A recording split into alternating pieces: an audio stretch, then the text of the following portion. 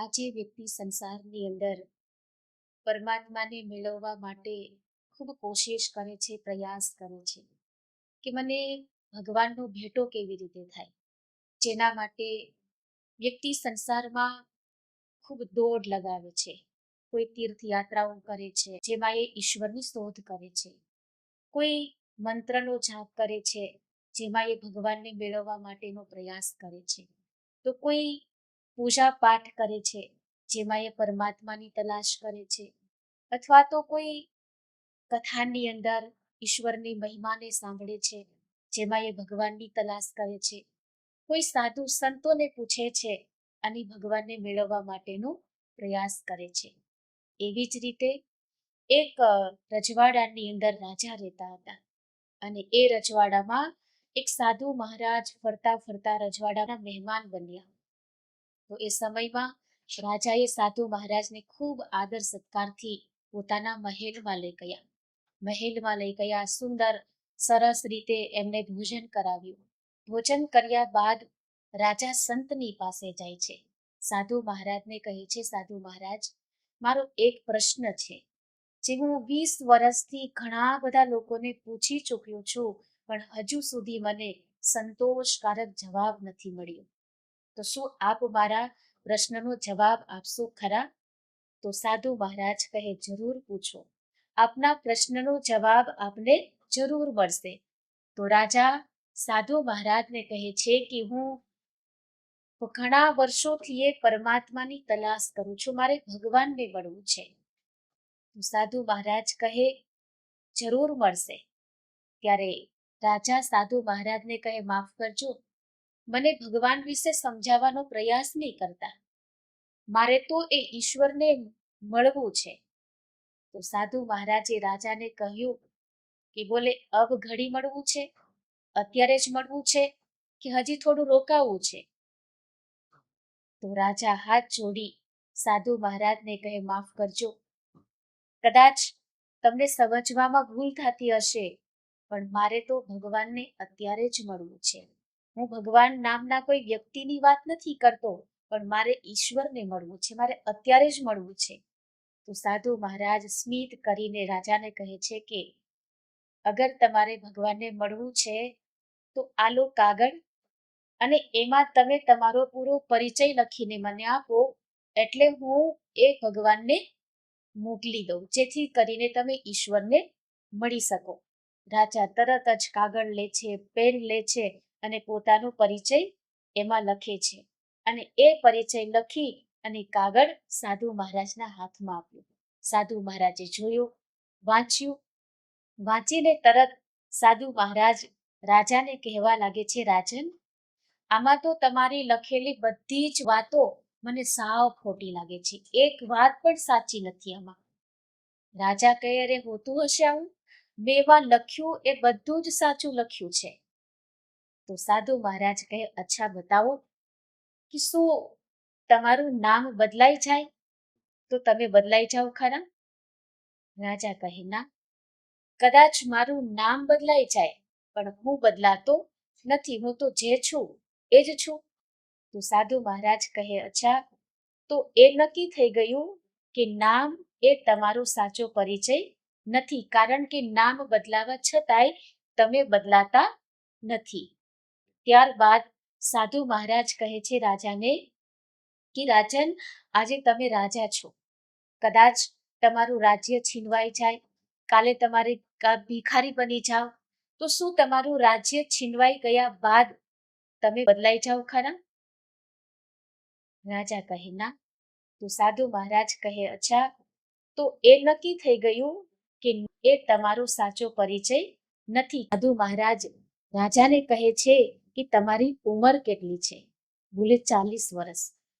તો સાધુ મહારાજ રાજાને કહે છે કે કદાચ તમે 50 વર્ષના થઈ જાઓ તો તમે એ જ છો કે પછી બદલાઈ જાઓ છો? અથવા તો તમે જ્યારે નાના હતા, બાળક હતા, ત્યારે પણ કંઈક બીજા હતા અને અત્યારે પણ કંઈક બીજા છો? તો રાજા કહે છે કે ના, કદાચ મારી ઉંમર બદલાઈ જાય, મારું શરીર બદલાઈ જાય, પણ હું જે બાળપણમાં હતો એ જ છું, અત્યારે પણ એ જ છું કદાચ મારી ઉંમર વધી જશે ને તો પણ હું એ જ રહેવાનો છું. શરીર બદલાય છે પણ હું નથી બદલાતો. ત્યારે સાધુ મહારાજે કહ્યું કે ઉંમર એ પણ તમારો સાચો પરિચય નથી. તો મને એ બતાવો. રાજાને કહે છે કે તમારો સાચો પરિચય મને લખીને આપો કે તમે કોણ છો, તો હું ભગવાનને બતાવી શકું, સાચો પરિચય આપું કે ભાઈ કોને મળવું છે. તો રાજા તો વિચારમાં પડી ગયા અને પોતાનું માથું ખંજવાળવા લાગે છે, વિચાર કરે છે અને સાધુ મહારાજને કહે છે કે બોલે મને એ જ ખબર નથી કે હું કોણ છું. ત્યારે સાધુ મહારાજ રાજાને કહે છે કે રાજન, અગર ઈશ્વરની મુલાકાત કરવી હોય, ભગવાનને મળવું હોય તો સૌથી પહેલા તો તમારે એ જાણવું પડશે કે તમે કોણ છો. જ્યાં સુધી તમે એ નહીં જાણો કે હું કોણ છું ત્યાં સુધી ભગવાનને મળવું અશક્ય છે, પરમાત્માને મળવું અસંભવ છે. વ્યક્તિ ત્યારે મળી શકે છે કે જ્યારે એ ઓળખાણ કરી લે કે હું કોણ છું. અને ત્યારે સાધુ મહારાજ રાજાને કહે છે કે હે રાજન, જ્યારે તમે એ જાણી લેશો ને કે હું કોણ છું ત્યારે તમે ઈશ્વરની તલાશ કરવાની બંધ કરી દેશો. કારણ કે જે દિવસે એ જાણી લીધું ને કે હું કોણ છું પછી તમારે ભગવાનની તલાશ નહીં કરવી પડે. કારણ કે એ ભગવાનને મળવાનો સાચો પરિચય છે કે જે ઈશ્વર પરમાત્માની શક્તિ દરેકમાં વિદ્યમાન છે. પરમાત્માનું જ્ઞાન જાણવાથી વ્યક્તિ પોતાની ઓળખાણ કરી શકે છે કે વાસ્તવમાં હું કોણ છું, મારી અંદર જે શક્તિ છે એ શક્તિ કોણ છે. કારણ કે આજ સંસારની પરિસ્થિતિ એવી છે કે વ્યક્તિ પોતે પોતાને ભૂલેલો છે, પોતાનું જે નિજ સ્વરૂપ છે એને ભૂલેલો છે. અને એ નિજ સ્વરૂપનું જ્ઞાન કરાવવા માટે કોઈ જ્ઞાની સંત સદગુરુની જીવનમાં જરૂર પડે છે. અને સાચા સદગુરુ મળી જાય છે ને ત્યારે વ્યક્તિને પોતાનો સાચો પરિચય કરાવે છે, પોતાની ઓળખાણ કરાવે છે. આ સંસારમાં વ્યક્તિની હાલત કેવી છે, એની પરિસ્થિતિ કેવી છે. જેવી રીતે 10-12 વ્યક્તિ હતા અને એ લોકો એક ગામથી બીજા ગામ જઈ રહ્યા હતા. પહેલાના સમયમાં તો વાહનની સુવિધા નહોતી, તો લોકો ચાલીને હંમેશા જતા હતા.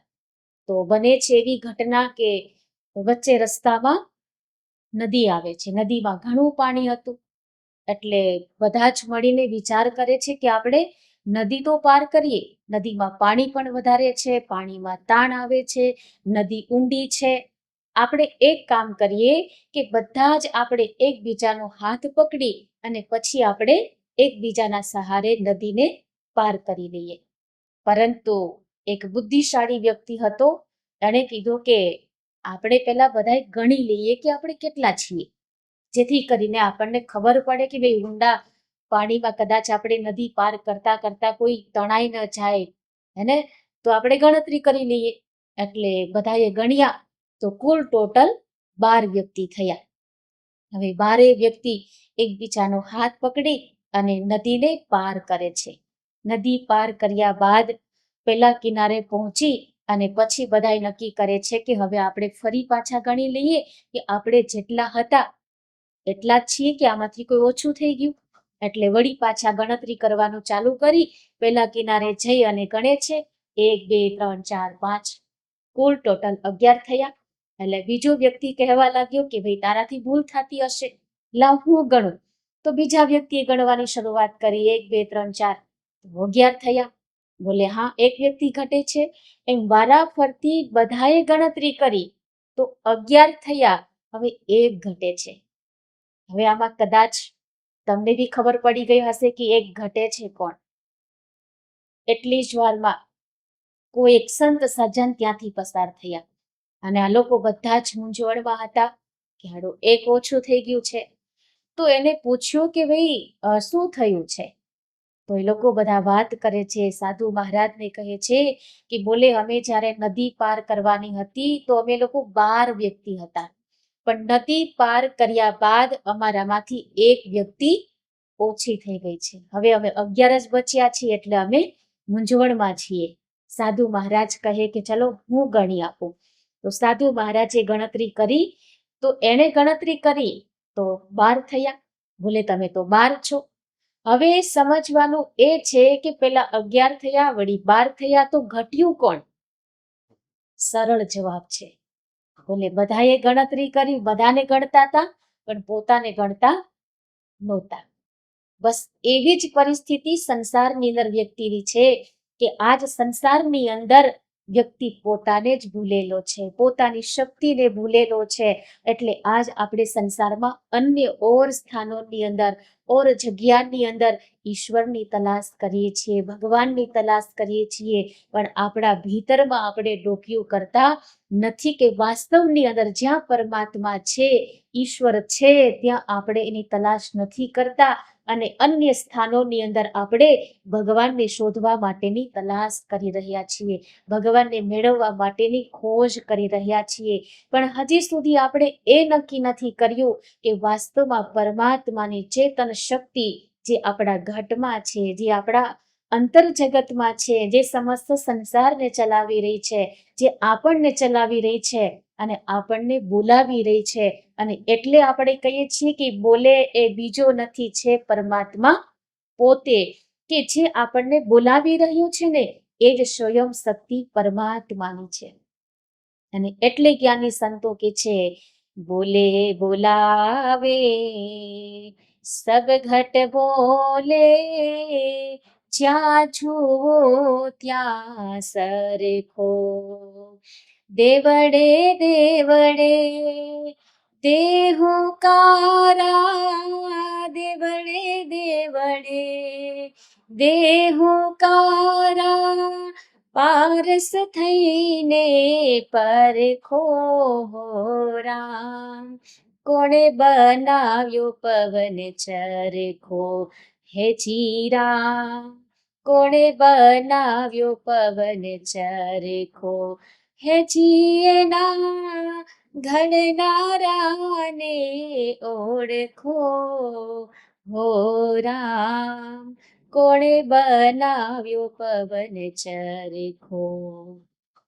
જ્ઞાની સંતો કે છે, બોલે બોલાવે સબ ઘટ બોલે, જ્યાં જુઓ ત્યાં સરખો, દેવળે દેવળે દેહ હુકારા, પારસ થઈને પરખો. કે એ પરમાત્મા દેવળ યાની કે આ દેહ રૂપી દેવળ બતાવ્યું છે, જેમાં સ્વયં પરમાત્મા દેવ ઈશ્વર બિરાજમાન છે. અને એ પરમાત્મા કેવા છે?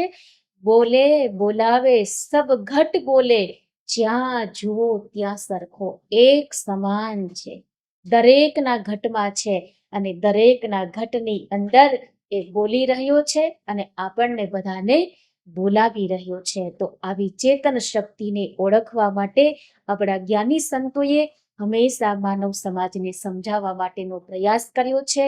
તો આવા પરમાત્માનું જ્ઞાન જાણવા માટે કોઈ એવા સદગુરુની તલાશ કરો કે જે સદગુરુ મળવાથી આપણને પોતાના નિજ સ્વરૂપનું જ્ઞાન કરાવે કે હું કોણ છું, બસ આની ઓળખાણ થઈ જશે તો પરમાત્માને મળ્યા બરાબર છે. એટલા માટે આવો એવા પરમાત્માનું જ્ઞાન જાણી પોતાના નિજ સ્વરૂપની ઓળખાણ કરી, એનું ધ્યાન કરી અને જીવનને શ્રેષ્ઠ બનાવવા માટે પ્રયાસ કરીએ. બોલીએ શ્રી સદગુરુદેવ મહારાજ કી જય.